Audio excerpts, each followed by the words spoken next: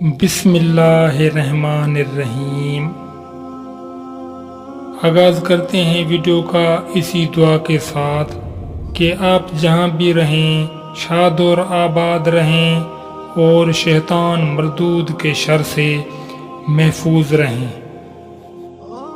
حضور سیدنا غوث اعظم رحمۃ اللہ علیہ کے صاحبزادے حضرت سیدنا عبد الوہاب رحمۃ اللہ علیہ فرماتے ہیں کہ ایک مرتبہ والد بزرگوار سخت علیل ہو گئے اور یوں محسوس ہوتا تھا کہ آپ رحمۃ اللہ علیہ اس جہان فانی سے کوچ فرما جائیں گے۔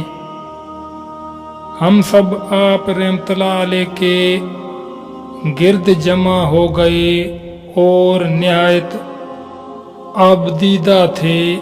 آپ رحمۃ اللہ علیہ نے فرمایا، ابھی مجھے موت نہیں آئے گی، کیونکہ میرے پشت سے یحییٰ رحمۃ اللہ علیہ نام کا ایک لڑکا پیدا ہوگا۔